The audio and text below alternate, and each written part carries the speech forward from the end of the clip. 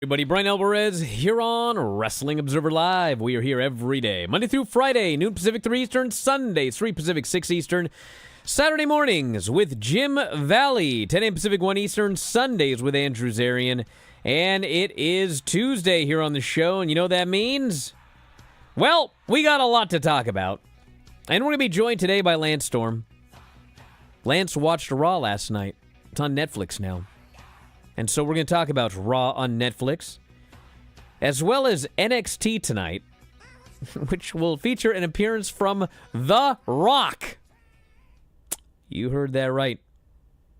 The Rock. The Rock is on NXT in a building set up for, let me see what I got here. It's like, I can't even believe this, really. It's not even like they're running a 13,000-seat building that's all sold out. It's like, I don't know, a few thousand people there. But The Rock is going to be there. So, anyway, I'll find that here later. Somebody texted me. But the point is, The Rock is on NXT. He may as well be somewhere because I don't want to say it's as bad as when Eric Bischoff signed with WWE, and the first thing he did was come out and hug Vince McMahon. But man, let me tell you, when Rock showed up on that show, it was like, this is the easiest storyline with The Rock and the Ulafala and Solo. This brother shows up and hugs his two rivals.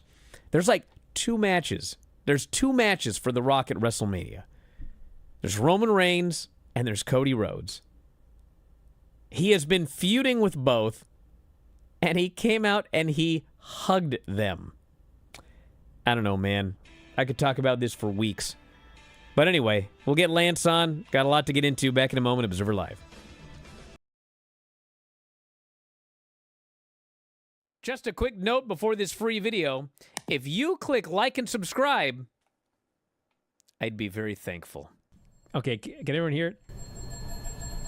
Yeah. There's a mystery bell at Granny's house. She can't hear it. Take off your headphones for a second. I had them on wrong anyway. Okay. I can't get them on right. What? Take them off and listen. You have in your elbow? Is the fan on a computer? Nothing. All right. Well, this is going to be an exciting show. Gonna have bells ringing through the whole thing, and it's every week. It's got to be me. Do you have a neighbor that's an ice cream man No, practicing out there? I got a neighbor that smokes marijuana. I'm sure you do. I guess Whatever that noise is, I mean, it's still going. Yeah, it's not going to stop, dude. Brian, do you want me to get off here and go see if open the door and see if there's anything out there? You think something's out the front door? Is he ringing the bell the entire time? No, Granny, you don't Let me in! Let me in! It's fine. It's fine. If it's death, don't open the door. Thank you, Craig. This person thinks it's a stove timer. Have you burned the roast? No, I don't have a stove. You want me to just get off here? No. We're going to barrel through it. I'd love it. You're not even doing anything. Granny, Nick says that you've got an old-fashioned analog alarm clock in Terry's bedroom. I don't know. I got a new alarm clock, battery operated. Is that what she meant? Well, whatever it is, it's going haywire right now. Oh, it might be my alarm, Do you think? but it's way back in the bedroom. Don't worry about it right now. But when the show's over, you might want to go... That's what it is. Okay. Solve the mystery. Is there a reason you didn't turn it off when it started ringing? Well, I wasn't in there. I didn't. Duh. I took a nap. I took a nap and set the alarm. I thought I shut it off, but I probably didn't. No. You probably didn't.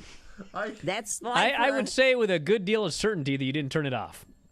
Brian, that's life around here. Yeah, I'm well aware. I do the show with Dave, too. Say, Hear all sorts of things in the background. did I do that? You know, Yeah, you did do that. or I thought I did that, but I didn't. in there. I wake up and I see lights on, and I say, I didn't turn those lights on. What's going on? Maybe the place is haunted. could be. Okay. It's my brain that's haunted. Well, I hope not. Instead of suffering through the YouTube chat, click like and subscribe.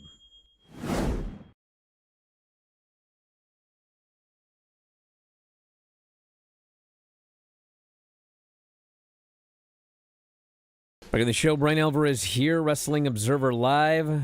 Lance Storm joining us here today. First off, Lance, how you doing? I'm doing all right. All right, because I'm going to need a moment here. All right, first off, since everyone seems to be confused, I'll say this again. I mentioned this like 50 times on this actual show yesterday. The prediction show is tomorrow, Wednesday, okay? The prediction show is Wednesday, so get your prediction ready and be ready to call tomorrow, not today. Wednesday, okay? And also on Wednesday, Max, please.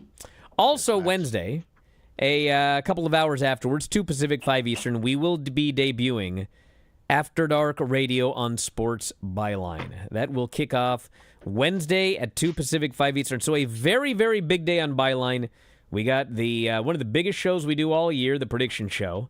That'll be at noon Pacific, 3 Eastern. And After Dark Radio will be at 2 Pacific, 5 Eastern. And also, yes, for the 55th time, as I mentioned this countless times yesterday, After Dark Radio will be just like this show. Twitch, YouTube, it'll be on whatever.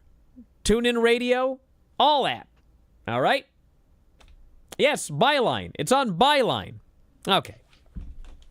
Can I talk about The Rock? Sure. Okay, listen. So, The Rock was like a bad guy last year, right? A horrible person. I believe so. And great at it. He was an incredible heel. Feuding with Cody and Roman. And after WrestleMania, he had that big confrontation with Cody, teasing that they're going to have this match. Remember, he gave him a gift, a mystery gift. He put it in his hand, whispered something in his ear, and left. The final boss, The Rock. Well, they debuted on Netflix. They booked Roman Reigns versus Solo Sikoa for the beads. And I guess they're not beads. They look like beads, but they're flowers. The Ulafala.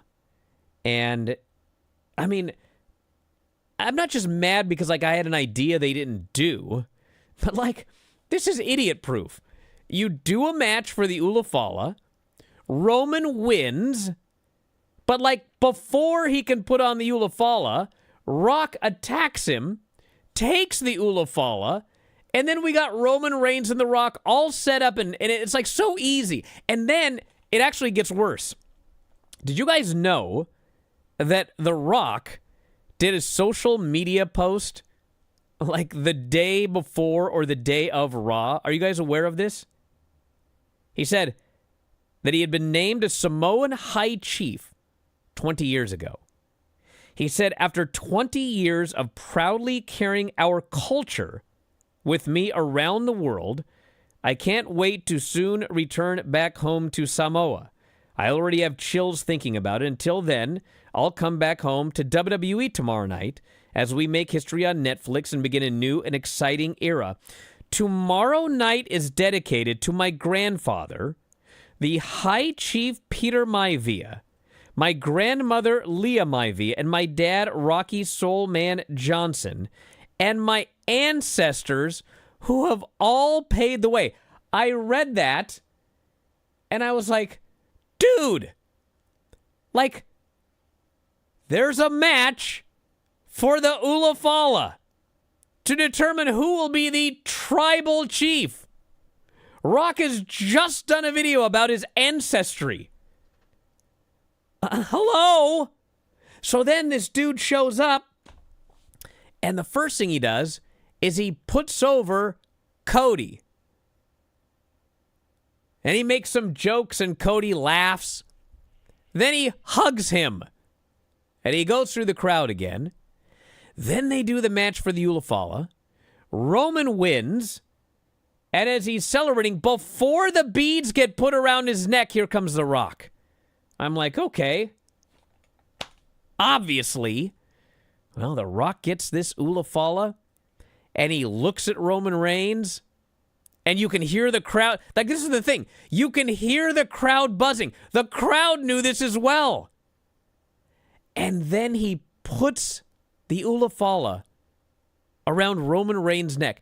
Do you realize that Dave has been talking about how important this Ulafala is to the storyline for like a year now, and how it's this giant thing and this big match and everybody cares about it? Well, dude, he put the beads around this guy's neck, and the crowd didn't even pop. Like, you could hear it. They went, what? And then he hugged him. And yes, I'm sure at some point The Rock probably is going to turn on Roman Reigns. But, dude, what was this Raw? This was like a Raw to get all of these fans that allegedly are like the alleged lapsed fans, the casual fans who are flipping, like, so what's on Netflix? Oh, it's Raw. The idea here is to get these people invested in WWE. So, like, I don't care if he attacks him tonight. I don't care if he attacks him at the end of the month. I don't care when the dude attacks him. Like, this was the show to shoot the angle. Not tomorrow. Not next week. Not next month. It's like, that was the night. And so all of these imaginary lapsed fans, or, you know, we've never watched wrestling since the 80s or whatever, let's see what's going on. What did they see? Well, they saw that The Rock is the best friend of Roman Reigns and Cody. Like, I'm baffled. It's a classic example of there was an easy way to do this, and let's think of a more complicated way. Let's swerve the people first, and then we'll shoot the angle down the road when, like, all those people that tuned in for this show, they ain't going to be there. Do you guys remember SmackDown's debut on Fox? Does anyone remember when SmackDown debuted on Fox, the first night? How many viewers they had? Do you remember, Lance? It was 3+ million. 4 million viewers for the debut. 4 million. Do you know how many people watched week 2? 2.5. It was like 2.2 million, okay? Half the people that tuned in for that first show didn't watch the second show. Do you guys remember what Dynamite did on their debut? It was like 1.4, 1.5 million. The next week, it was like 8, okay? Whenever you have a debut, you're going to lose half the viewers every time. It happened with AEW. It happened with SmackDown on Fox. And whatever they did on Netflix, they're going to have half of that next week. So you can tell me all you want. You're a mark. Obviously, he's going to attack the guy. Why are you... Listen, I mean, you're probably right. But this was the show to do it. Not week 2. So anyway, I don't care. They're still going to do well at WrestleMania. But, like, that was your Eric Bischoff hugs Vince McMahon moment when he first signs with WWE. It's like, why would you ever do that? Why? I don't get it. My take wasn't that they're just going to do it later. My take was Rock always wanted to be a babyface, and he's trying again.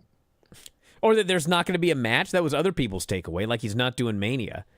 So, like, whatever they're doing, that's the message people got out of it.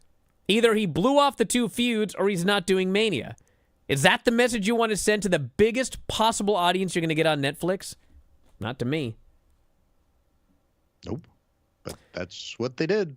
Well, what you think about this show? Production-wise, it was very, very impressive.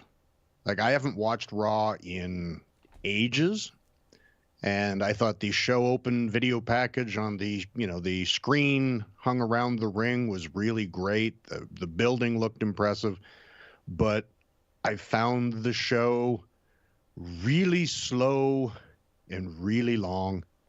And as someone who hasn't watched in a long time, there was no angle, nothing really compelling to insist I watch next week. Like, I watched for 3 hours. There was 4 matches. And yes. I don't believe any angles. Yes. Well, you know, I talked about this on the show last night, and my good friend Paul Fontaine, I like Paul a lot, But, Paul said, I'll actually find it right here. He goes, what are you talking about? They didn't promote anything for next week. And he had like a list of matches that they went over for next week. And the list of matches was, it was like a bunch of matches that they'd been building up for a while. And like nobody involved in the matches for next week were even on the show. It's like, how is that going to get new people who tuned in excited to watch the show next week when you've advertised a bunch of matches of people that weren't even on the show? Like, you should have had things on the show to shoot angles so people tune in for the next week's show, not a standalone show. Anyway, whatever. Back in a moment. Observer Live.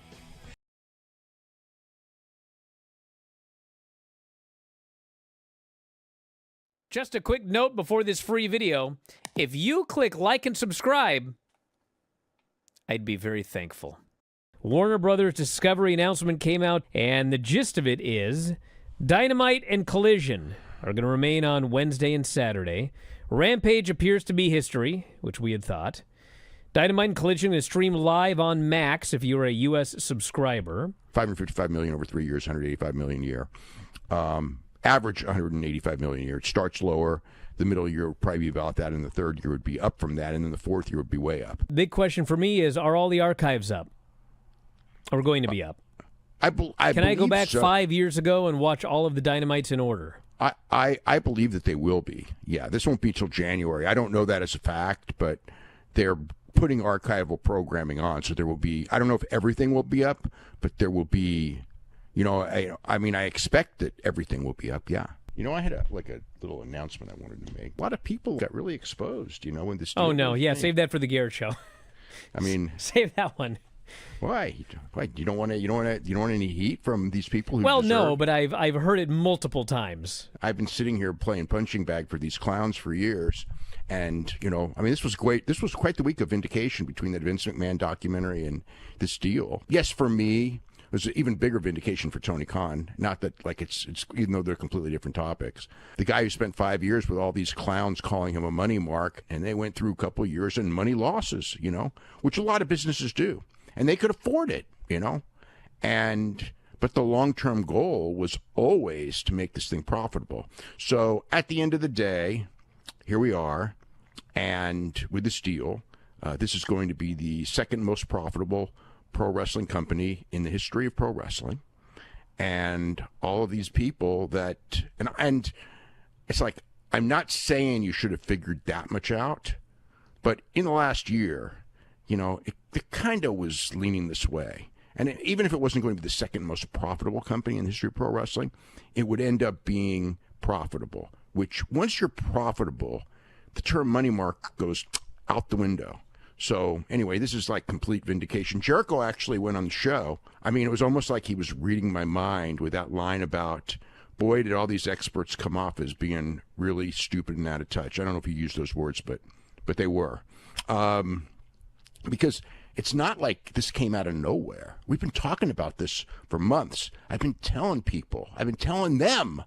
I go you better frickin' pivot because you're going to look like fools if this deal comes in the way it looks it's going to come in. And none of them could stop. They're so deep into it. They've been lying to their podcast listeners for God knows how long. So anyway, there's a lot more to that. But anyway, I did want to get that off my chest.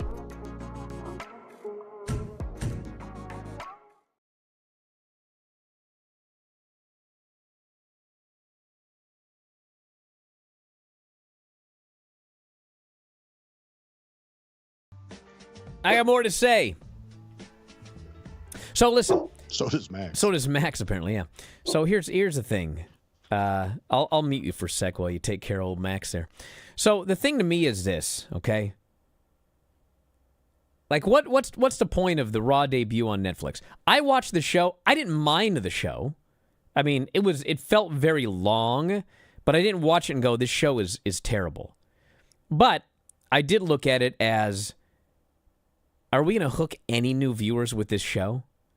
Because if you look at the success of WWE, and you can see it watching the show, these fans, 17,000 people, it was the highest, and this is true, It was the highest gate ever for an arena show in the history of WWE. I mean, they sold 17,000 tickets at sky-high prices for this show and sold the place out. And, you know, these fans, their fans, whatever you personally, listener, think of the show, their fans are eating this up, okay?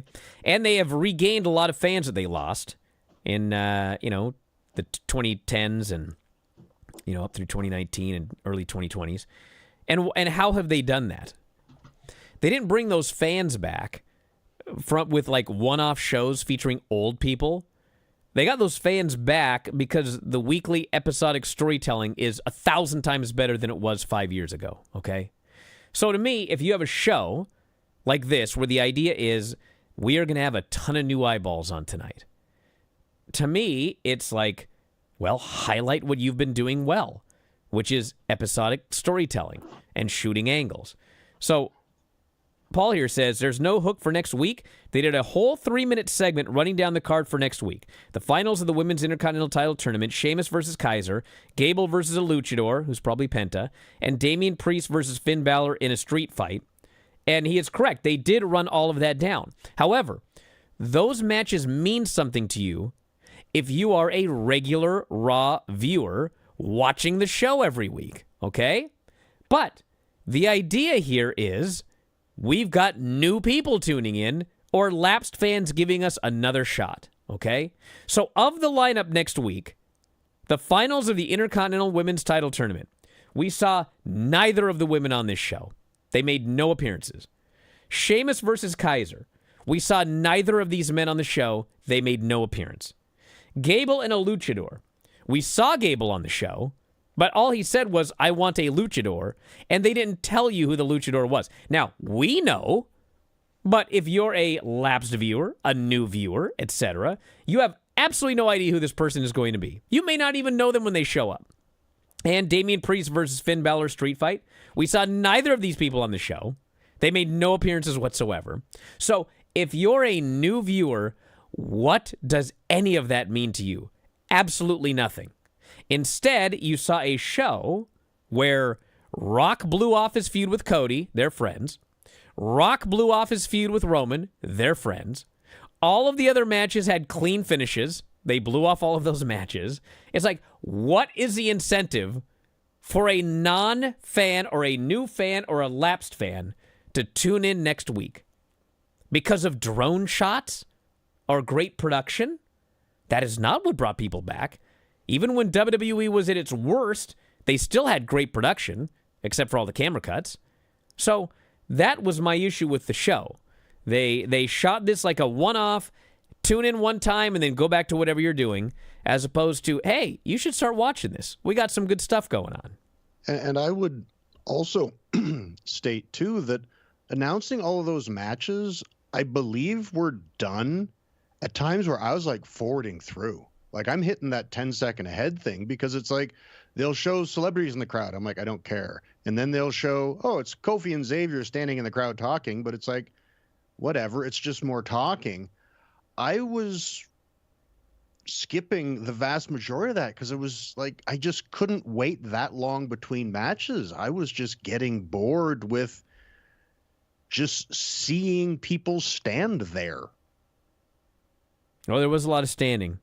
And yes, they did show some of these people standing in the crowd, but that is not shooting an angle or getting over the characters or getting over the rivalry or doing whatever to make sure that you want to watch next week. So very quickly, you can give some thoughts on this as we go through the show, Lance. Mm-hmm. So it opened up with, Hunter did a promo, and then Rock came out, and Rock did a big promo being a total babyface, and then he put over Cody Rhodes, and then he put over Roman Reigns, and then he hugged Cody in the crowd, and then he said he would be watching the next match. This took about 20 minutes. Although, ironically, of all the shows, the show where they have no time constraints, they could have gone 9 hours if they wanted. This may have been the first time in history Rock actually hit his time cue. So that was ironic. Then we had Roman and Solo, Tribal Rules. I said to Dave that this was like a WrestleMania main event. He said it was not, but let me tell you something, everybody.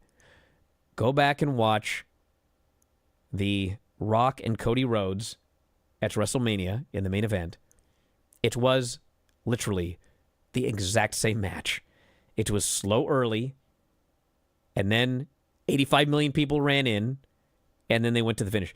This match was exactly like the WrestleMania main event with Cody and Roman Reigns, but it was with Solo Sikoa. And it wasn't a bad match. It was boring early, but like the people did get in all the run-ins. They did get into the near falls. They did chant, "This is awesome." They chanted for Cody to come out. Then they hit his music and he went crazy. All of the baby faces did big dives. And then Roman ends up spearing Solo and pinning him clean in the middle of the ring. And then, yes, The Rock came out. He put the Ulafala around the neck of Roman Reigns. He hugged him, and that was that. Yeah, Glad that feud's all blown off. Well, the thing is, like, I haven't been watching, and I didn't watch Mania last year, so I really wasn't aware of the previous angle. And this just felt like the return, much like Taker and Hogan. It's just like a guy from the past came down, endorsed the guy from the future. Yay, great seeing you again, nostalgia act Rock. Like, that's more what it felt like to me as someone who wasn't aware of all of the story of the Roman bloodline with Rock. It just felt like, well, Rock returned, did a celebrity cameo appearance, and endorsed the current guy and left. That's what it felt like to me, not being aware of the previous angle. And that's what it felt like to everybody watching this show for the first time or coming back. Wow, he likes that guy. Hey, at least this time when The Rock acknowledged Roman Reigns, the fans didn't boom out of the building like they did about 6 years ago. We had all the celebs in the crowd. Then John Cena comes out. This guy does a 9-hour promo. And the gist of it is he's beginning his final run. He has not won a match, he claimed, in 2,446 days, which is true, but also not true. It's all semantics. He actually has not won a televised singles match in 2,446 days. The last time he won a televised singles match was Triple H at the Greatest Royal Rumble, which was like 2018. However, he has won many televised matches in multi-person matches, and he's won many singles matches on the road. But he's pretending he can't win. Therefore, he could never win that 17th title. But then he remembers, well, golly, there's a Royal Rumble coming up. Maybe I should enter. So he is in the Royal Rumble, and he will never give up. And that's that.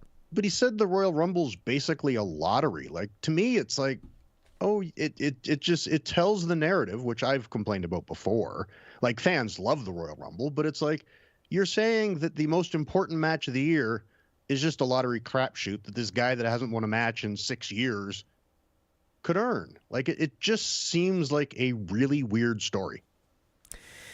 Then we had a Logan Paul promo where this fella actually said, I am dedicating myself 100% to WWE. No more outside projects, no more side hustle. 100% WWE.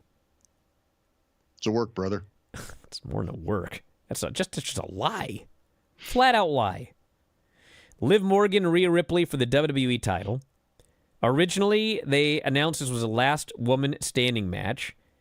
And I had some people on the internet going, well, you know, they took the stipulation away because it would be too close to tribal combat.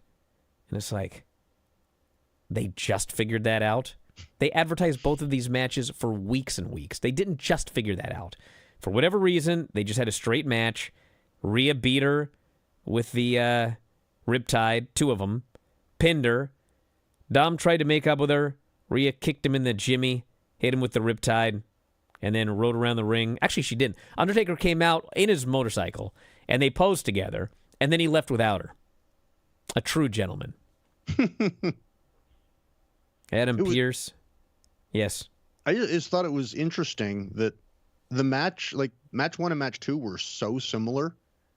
Like, regardless of that they changed the stip so it wasn't identical, it's like they both had outside interference, they both had finishers kicked out of, and then the babyface won by hitting their finish twice and winning. It was very similar. Yeah.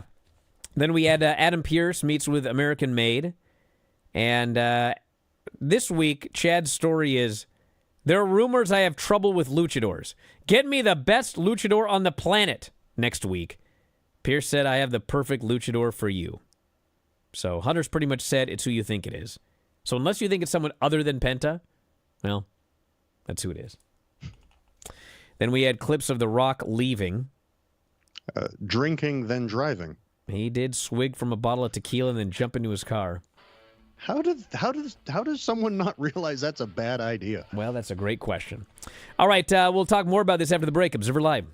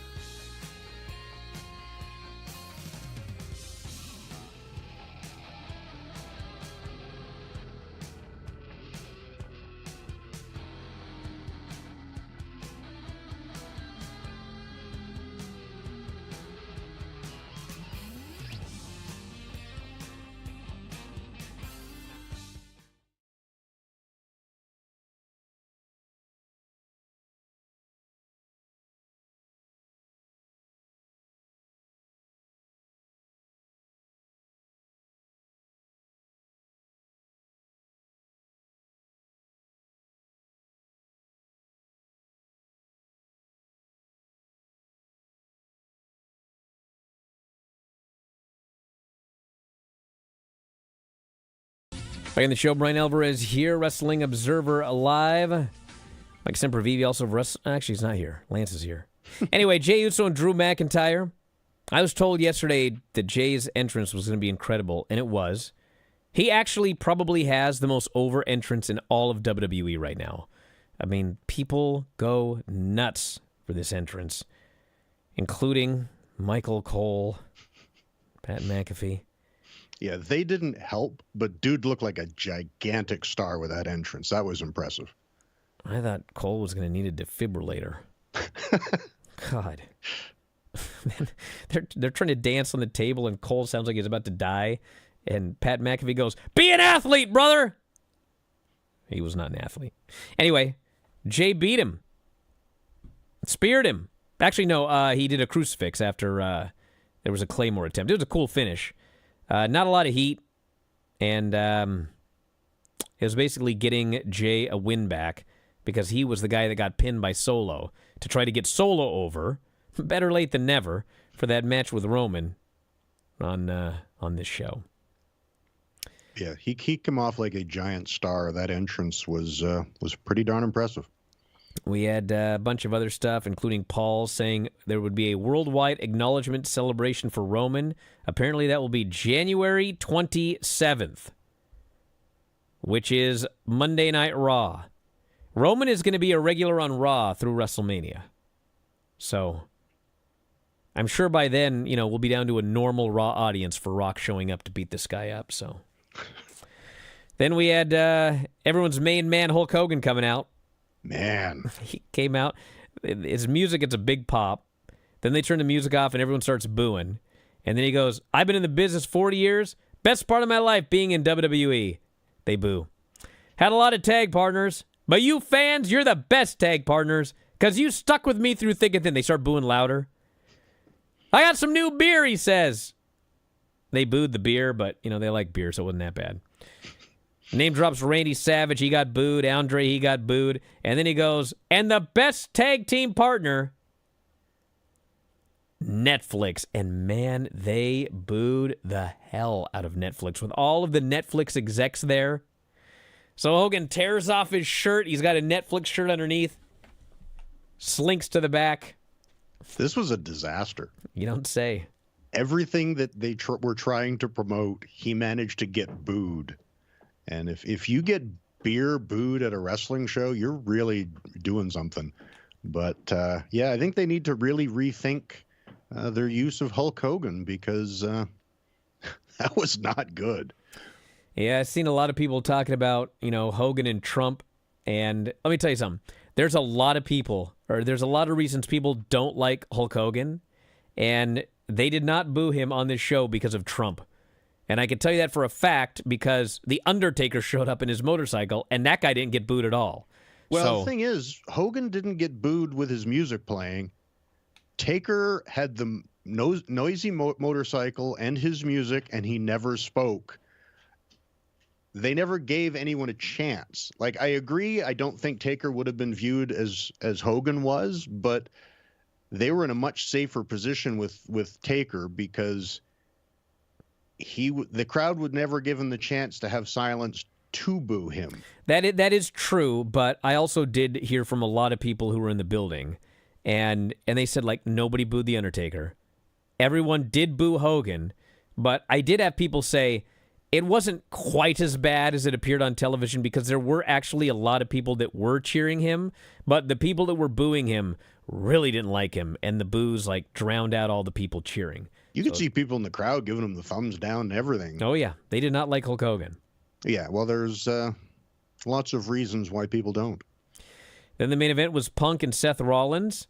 And, man, I'll give them this. I mean, they worked really hard to the point that Punk looked like he was going to die by the end. It's one of those things. It's much harder to work a fight. Not like a fake, like a Steve Austin brawling in the crowd or whatever, but like when you're kind of laying it in a little more and you're giving a little more, try to make it a little more real, so to speak, which they weren't like doing it like it was a shoot, but, they do kicks in the face that were like a little tighter. And, Punk got tired. Seth didn't really get tired, but the fans were into it, dueling chants. And at the end, the story was they kept hitting each other with each other's finishes. Like Seth kept hitting him with the GTS, and then finally he goes for this superplex in the Falcon Arrow. Punk turns it into a GTS, and then collapses to his knees. I can't even believe this finish. Seth falls onto his shoulders as he stumbles off the ropes, and I was like, I don't know if this guy's going to be able to get up. And he actually didn't the first time, but he managed to get him up the second time. He hit that GTS, and then he died. And he's on his way to, I presume, some sort of title match on night 1 or 2 of Mania. We'll have to see which one. But it was a good main event. It was a solid main event. Punk takes the greatest go-to-sleeps. His own move? he was giving a clinic on how to take his finish because he would tuck his chin and lead with his forehead and take that right in the head. It looked awesome. And the one thing that I like, because I'm a big proponent of this, it's like whether he was 100% legit that tired or selling some, it's like if you want a match to feel big and a win to feel significant, you should look like you were in a war at the end of it. Well, of course. And these guys really did that. So I'm a fan of that, whether it was 1% selling and 99% legit or the other way around. I don't think people should look fresh at the end of a long battle, so kudos. Well, we got NXT New Year's Evil tonight with Trick Williams against Oba Femi and Eddie Thorpe in a three-way. Roxanne Perez and Julia for the NXT Women's title, which I would say is like 99% a title change. Lexis King, Charlie Dempsey in a non-Heritage Cup match for the Heritage Cup, because Ava is completely incompetent. We've got Stephanie Vicure, Kalani Jordan, Cora Jade, and Lola Vice in a number one contenders match for the NXT North American title. We have Fallon, JC, and Jasmine against Shotzi, Gigi, and Tatum. And yes, The Rock is going to appear at NXT tonight. Can you believe it? It'd be really interesting to see how many tickets they move off of this. It will be. Maybe he'll show up and give Ava some logistic pointers on making better decisions. Okay, so here's the update I got. The NXT show is at the Expo Hall, not the Shrine. They had 1,700 seats set up, and they sold those out. Oh. So, but like The Rock is showing up at an NXT show in front of 1,700 people. Okay. Go for it, brother. Yeah. Pop a rating on the C-Dub. Oh, he's going to pop a rating, all right. So I don't think they'll sell any more tickets, though, because I don't think there are any more. Are you going to revamp your prediction of the massive female call-up now that SmackDown's going back to 2 hours? Brad, I don't know, dude. I mean, they have to call up some women because they don't have enough women for 2 titles. But I don't know how many they'll call up. I don't know what's going on, dude. I can't answer this question for you. I'm flabbergasted. Yeah, and they have to call some up because they've got so many women in NXT. Roxanne should be up immediately after losing to Julia. I mean, debut her in the Women's Royal Rumble. Have her win for all I care. And let's go. Yeah, I would prefer a slower start. I like watching people climb the ladder, not jump to the top of it. But I agree, she should be called up. She's been there long enough. The 3-hour SmackDown debuted at 1.5 million viewers. Second on the primetime cable rankings, 0.45, 18 to 49. And, yeah, good number. Can't wait till it goes back to 2 hours. It's weird, though, because, I mean, like, the way... It's actually amazing. It's just amazing watching wrestling. I watch a lot of wrestling. You know what I'm saying? I think I watch more than most. Because I think most people that like WWE don't watch AEW, and most that do watch AEW don't watch WWE. And most that watch... Anyway, the point of this is pacing is so important in these shows. That SmackDown was like a regular SmackDown show. They did matches, they did interviews, they did angles, they did video packages, and the fact is, like, I'm not saying it flew by because it didn't. Like, the main event, I really thought the main event dragged on that show, and it had all the biggest stars. But it was easy to get through. I got through that show in 90 minutes. And I only skipped commercials, and I only skipped, like, if they did a recap of something I already saw on the show.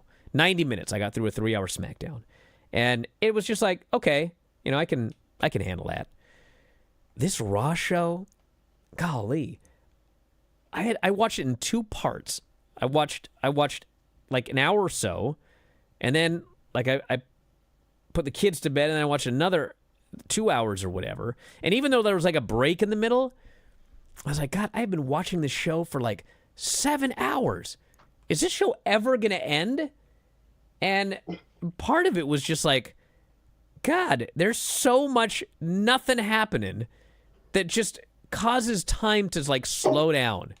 Like I wanted to watch Jay's entrance, and I wanted to watch like, you know, Roman's entrance and see the production and everything, but there's just so nothing happening, and it just went on for hours and hours and hours. And it was longer for me because we didn't get commercials. We just got action the whole time. Yeah. And those of you that didn't get commercials, you also saw things we didn't see. Like there's a segment where the New Day came out and got booed. We never saw that. Really? No, it wasn't on the show at all. And actually, I can find, because somebody actually sent me a list. They go, you didn't talk about this and this and this. And I was like, what? And then they explained all this stuff. Yeah, because okay, here it is. So this guy goes, he goes, I was listening to you on Observer Radio this morning. In your Raw recap, you missed so much stuff. I'm wondering if the U.S. version was different than the Canadian version. The Canadian one had no commercials. It was 3 hours straight nonstop. Yes, that's very different. We had tons of commercials in the U.S. So what we missed was the New Day segment bashing the crowd, explaining why the tag match with Ray was off. No idea. Cross and Miz segment. Never saw it. Rhea and Damien had a title celebration where Priest challenged Balor to a street fight next week. Never saw it. And, yeah, just never saw it. Wasn't on the show. Yeah, those were all like interview segments with like Jackie Redmond from like a box. I fast forward a lot of them, but I saw them. And yeah, we would get what felt like a pitch to commercial break, and the screen would go black for half a second, and then it'd come back, and we'd just continue watching the show. So we had, if there was a commercial during a match, we saw the whole match, and we saw all of these other segments. This guy goes, you need ad-free Netflix. I have ad-free. That doesn't mean commercial-free in the U.S. when you're watching Raw. They're going to air commercials. It's like a normal Raw show. I am on premium 4K. I'm in the U.S. and we get commercials during the show. And everyone's like, you need a VPN. I don't want to watch the whole show. I'm happy with commercials. God, how much time do you think I have here? Jiminy Christmas. Anyway, let's go to a break. You know what I like? Breaks. Back in a moment, Observer Live.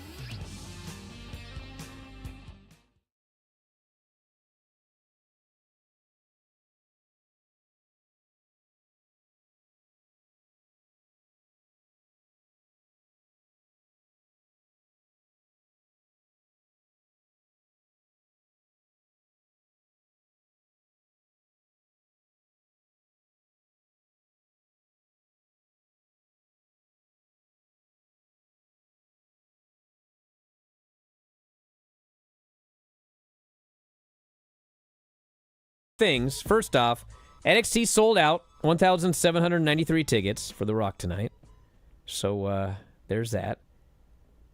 And yeah, I'm trying to figure out what is going on with Netflix because, like, several people here said they got no ads the entire show, and